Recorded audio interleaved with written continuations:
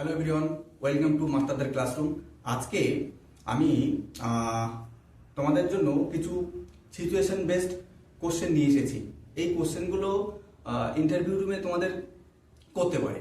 দেখো, ইন্টারভিউ রুমে কি হবে এই সম্পর্কে না তুমি জানো না আমি জানি, কিন্তু ইন্টারভিউ যারা দিয়েছে বা ইন্টারভিউ আমরা যারা ফেস করেছি, এই অভিজ্ঞতা থেকে আমার যেটুকু যা মনে হচ্ছে সেটুকুই তোমাদের সঙ্গে আমি শেয়ার করার চেষ্টা করছি।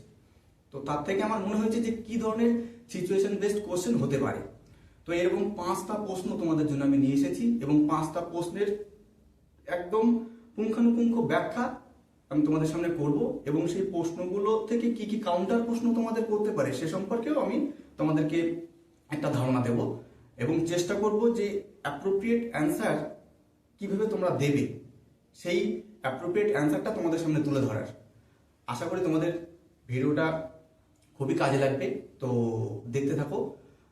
তো মনে করো ইন্টারভিউ রুমে তুমি গেলে, তো যাওয়ার পর ফার্স্ট তোমাকে প্রশ্ন করলো যে তুমি যদি এই জবের থেকে আরো বেটার জব পাও তাহলে তুমি কি করবে। তো সবাই আমরা বলবো সাধারণত যে স্যার আমি এই জবটাকে খুব ভালোবাসি, হ্যাঁ আমি এই জব ছাড়া বাঁচবো না, আমি মরে যাবো, এই জব আমার খুব একদম ভালোবাসার জব, অমুক তমুক। দেখো, এরকম সবাই বলবে যে এই জবটাকে ভালোবাসি, আমি এই জব ছাড়া অন্য কোনো জব করবো না। আবার কেউ বলতে পারে যে না স্যার আমি অন্য কোনো জবে যাব না, আমি এই জবটাই করব। এই ধরনের প্রশ্ন কিন্তু এই ধরনের প্রশ্ন বলছে, এই ধরনের উত্তরগুলো যারা বলবে বা এই ধরনের উত্তরগুলো প্রায় সবাই দেওয়ার চেষ্টা করবে, এগুলো কিন্তু প্রপার অ্যান্সার হলো না, ওনাদের মনটাকে কিন্তু জয় করতে পারলে না। তাহলে ওনাদের মনটাকে জয় করতে গেলে তোমাকে কি করতে হবে, একটু সামান্য যদি আমরা বিষয়টাকে একটু রসিয়ে বলি, এইভাবে যদি বলা যায়, দেখো কত সুন্দর হবে যে স্যার শিক্ষকতা একটি মহান পেশা এবং এই পেশাটাকে আমি খুব ভালোবাসি, আর আমি জবে থেকে আমার জ্ঞান বুদ্ধি হয়েছে, আমি নিজেকে মনে প্রাণে এই পেশার জন্য তৈরি করেছি। এখন আমি এই পেশা থেকে যদি বেটার কোনো পেশা বা বেটার কোনো জব যদি আমি পাই এবং সেটা যদি আমার এই ভালোবাসার পেশাটি হয়, মহান এই শিক্ষকতার কর্মযোগ্যটি হয়, তাহলে অবশ্যই আমি সেক্ষেত্রে ভেবে দেখব। দেখো অ্যান্সারটা কত সুন্দর হলো, ঠিক আছে। এক্ষেত্রে কিন্তু কোনো কাউন্টার প্রশ্ন করার জায়গায় থাকে না, তুমি বলেই দিয়েছি যে আমি ভেবে দেখবো। সেকেন্ড, যদি এরকম কোনো একটা প্রশ্ন তোমাকে করে বসে যে তোমার শ্রেণীকক্ষের কোনো একটা ছাত্র হঠাৎ করে শ্রেণীকক্ষের ভেতরে পায়খানা করে দিয়েছে বা প্রস্রাব করে দিয়েছে, তাহলে এক্ষেত্রে তুমি শিক্ষক হিসেবে কি করবে। স্বাভাবিকভাবে আমরা মাথায় কি আসবো, এই সর সর সর সর এই কেন বললি, এই জাতীয় জিনিসগুলো করবে, নাকি তুমি বিষয়টাকে কিভাবে হ্যান্ডেল করবে, তুমি কি করবে, তার একটা প্রপার অ্যান্সার কিন্তু তোমাকে রেডি করে যেতে হবে। ওই সিচুয়েশনে বসে কিন্তু তুমি ভাবতে পারবে না যে এর উত্তর তুমি কি দেবে। তো এর উত্তরটা কি দেওয়া যায় এটা কিন্তু তোমাকে আগে ভেবে যেতে হবে। তো তুমি তো তাকে মারতে পারবে না, বা তুমি তাকে বকতে পারবে না, বা তুমি ক্লাস অফ করে দিতে পারবে না, ঠিক আছে। তুমি কি বলবে, তুমি যদি বলো এরকম আমি ওর গার্জিয়ানকে খবর দেবো, তো সঙ্গে সঙ্গে স্যার বলবেন তাহলে ক্লাসটাকে সামলাবে কে। আবার যদি তুমি বসো যে আমি হেড স্যারকে খবর দেবো গিয়ে সঙ্গে সঙ্গে, হ্যাঁ, তাহলে বলবে যে তুমি একটা টিচার, তোমার কোনো দায়িত্ব নেই। প্রশ্ন কিন্তু কাউন্টার প্রশ্ন ওরা করবেই। তাহলে এই অ্যান্সারটাকে কিভাবে ভালো করে দেওয়া যায়, সুন্দর করে গুছিয়ে কিভাবে দেওয়া যায়, সেই নিয়েই আমি তোমাদেরকে বলবো। তো দেখো, যদি এই অ্যান্সারটা এইভাবে তোমরা দাও তাহলে কত সুন্দর হবে। দেখো যে স্যার আমার ক্লাসে কোনো ছাত্র বা কোনো ছাত্রী যদি পায়খানা করে দেয়, তাহলে আমি ফার্স্ট যে ছাত্র এই বিষয়টা করবে, যে পায়খানাটা করবে, সাধারণভাবে কি হয়, ছাত্ররা একটু যদি ক্লাসের ভিতরে পায়খানা প্রস্রাব করে ফেলে তাহলে তারা কিন্তু একটু লজ্জা পায় বা অনেকে একটু ভয়তে কান্নাও করে ফেলে। আমি আমার অভিজ্ঞতা থেকে দেখেছি, ঠিক আছে। তো অনেকে কান্না করে ফেলে, কারণ যদি স্যার মারে বা স্যার যদি বকে, বোঝা গেল।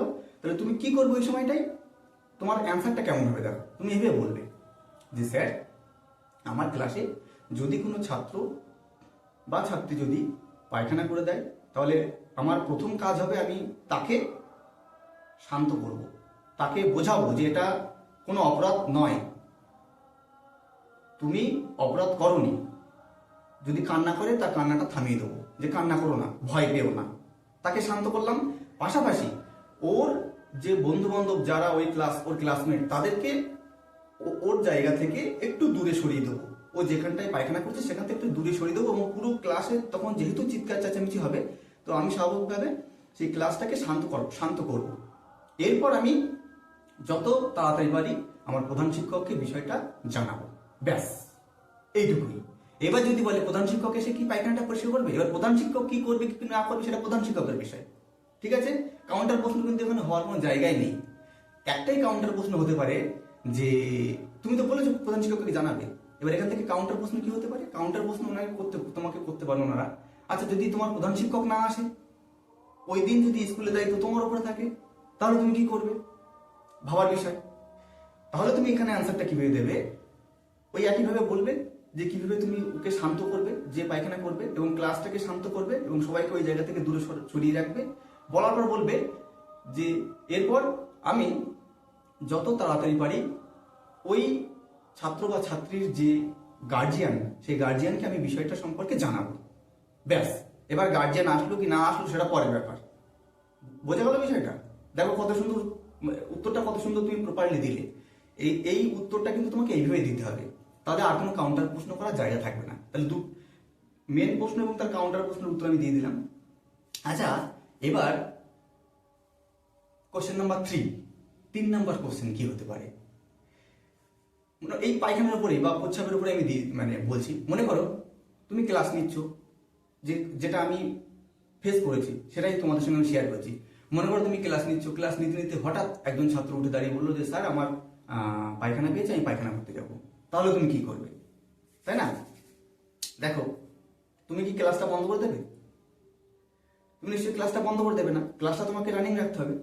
আবার তার যে প্রেশার পেয়েছে সে প্রেশারটাকেও তাকে হালকা হতে দিতে হবে। তা তুমি কি করবে এই জায়গায়?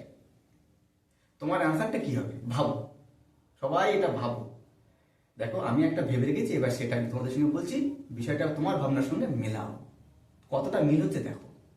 প্রথমেই তুমি বলবে যে কি, যে স্যার, যে ছাত্রটি আমাকে বলবে যে তার পায়খানা পেয়েছে, আমি অবশ্যই আমি যে জায়গায় আমার পাঠ্য বিষয় ছিলাম সেই পাঠ্য বিষয়ে আমি যেটা বোর্ড ওয়ার্ক করছিলাম সমস্ত বিষয়গুলো আমি নজর আন্দাজ করে রেখে আমি তাকে সঙ্গে সঙ্গে বলবো যাও তুমি বাথরুম করে এসো, এবং তাকে দুটো কথাও বলে দেবো যে বাথরুমে জলটা যথেষ্ট পরিমাণে দেবে এবং হাতটা ভালো করে সাবান দিয়ে বা হ্যান্ড স্যানিটাইজার দিয়ে ওয়াশ করে তারপরে তুমি ক্লাসরুমে আসবে। গেল? এবং সে যখন ক্লাসরুমে আসবে, আমার যদি ক্লাসটা তখনও চলে, তাহলে আমি ক্লাসটা তখন সেই যে জায়গা থেকে চলবে সেই জায়গা থেকে তাকে পাঠ্য বিষয়টা বোঝাবো বা আমার পড়ার বিষয়টা বোঝাবো। যদি সেই ক্লাসটা শেষ হয়ে যায়, তাহলে আমি তাকে ডেকে নিয়ে বলবো বা তাকে আমি বলবো এটাই যে অফ টাইমে এই সময় তুমি আমার কাছে আসবে, আজকের পড়ার বিষয়টা তোমাকে আমি বুঝিয়ে দেবো। দেখো কত সুন্দর উত্তরটা হলো। এবার তুমি যদি বলো যে পায়খানা পেয়েছে, আমি সঙ্গে সঙ্গে তাকে পায়খানা করতে পাঠিয়ে দেবো, হ্যাঁ, অনেকে কিন্তু কাউন্টার প্রশ্ন করে দেবে যে তাহলে তুমি ক্লাসের বিষয়টা তারা কিভাবে পড়বে, ওই দিনের পড়াটা তারা কিভাবে বুঝবে। এর উত্তর তোমাকে কিন্তু আবার দিতে হবে, ভাবতে হবে যে এর উত্তর কি দেবো। যে ও তো পায়খানা করতে গেল, ও তো পড়াটা বুঝলো না, তাহলে আমি ওর পড়াটা বুঝাবো কিভাবে? তাহলে তুমি একবারই উত্তরটা দিয়ে দেবে যে আমি তাকে পাঠিয়ে দেবো, এবং যে পড়াটা সে বুঝতে পারেনি বা যে ক্লাসটা সে করেনি সেই ক্লাসটা কোনো একটা অফ টাইমে যখন ক্লাস থাকবে না তখন আমি তাকে ডেকে নিয়ে সেই বিষয়টা পড়িয়ে দেবো। ব্যাস, তাহলে তার পায়খানা হয়ে গেল, তার পড়াটাও করা হয়ে গেল, আবার ক্লাসটাও বন্ধ হলো না। ক্লিয়ার আমার বিষয়টা? কোশ্চেন নাম্বার 4 দেখো, কোশ্চেন নাম্বার 4 খুব মজাদার।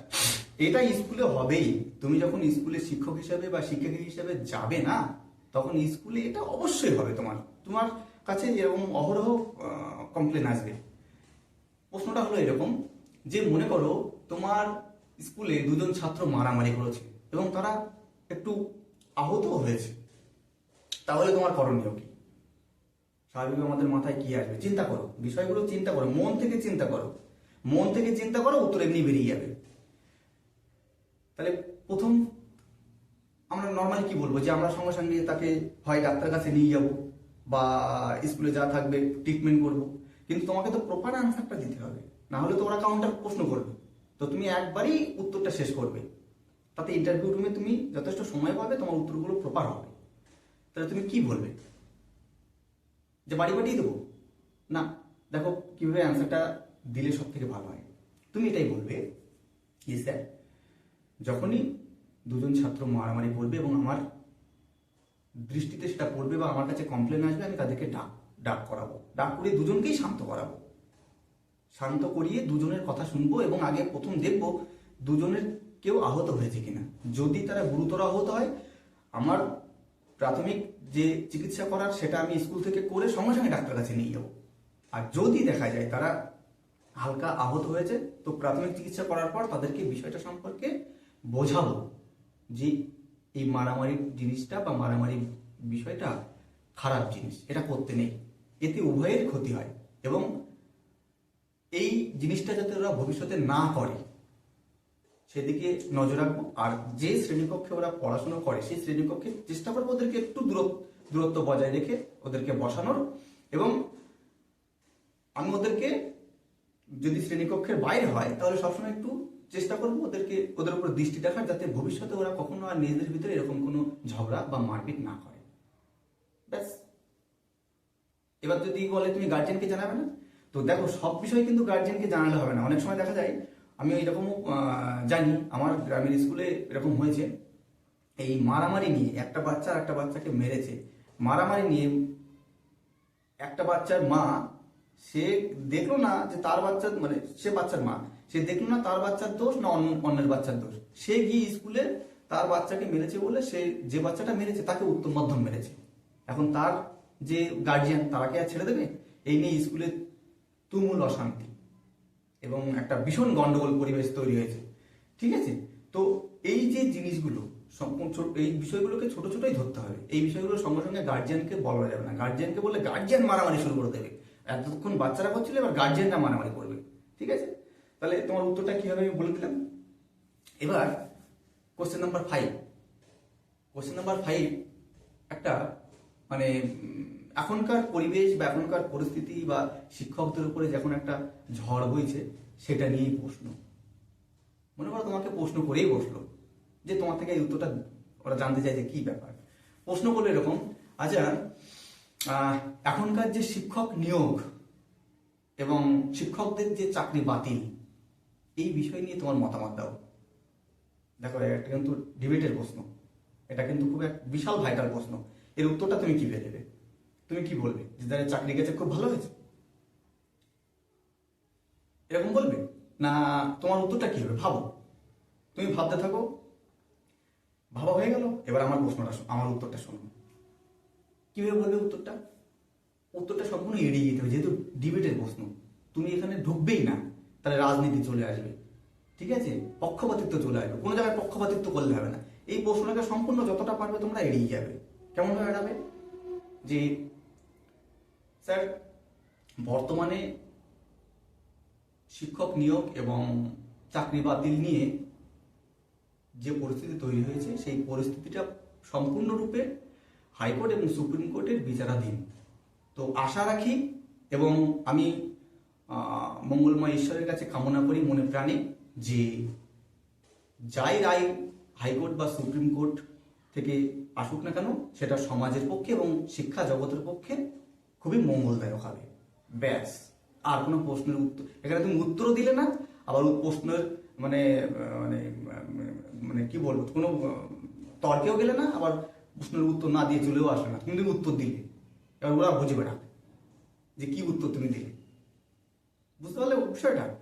এইভাবে প্রত্যেকটা প্রশ্নের উত্তর কিন্তু সুন্দর করে দিতে হবে। এই প্রশ্নের যে উত্তরটা তুমি দিলে না, এরপরে কিন্তু ওরা আর কোনো প্রশ্নই করতে পারবে না, যেহেতু হাইকোর্ট সুপ্রিম কোর্টের বিচারাধীন বিষয় বলে দিয়েছো। এবং যা রায় আসবে সমাজের পক্ষে এবং শিক্ষা ক্ষেত্রে সেটা খুব মঙ্গলদায়ক হবে। ব্যাস, আর কি প্রশ্ন হতে পারে এখান থেকে? কোনো কাউন্টার প্রশ্ন হবে না। যদি তারপরেও পেঁচাপেচি করে, তার মানে ভাববে যে তোমাকে ঠেসে ঠেসে ধরছে, হ্যাঁ, তোমার থেকে কোনো একটা কিছু বের করার চেষ্টা করছে। তো তুমি তোমার বারবার ওই একটাই পয়েন্টে থাকবে। ঠিক আছে, তো আজকে এই পর্যন্তই, দেখা হবে নেক্সট ভিডিওতে। সবাই ভালো থাকবে, টাটা।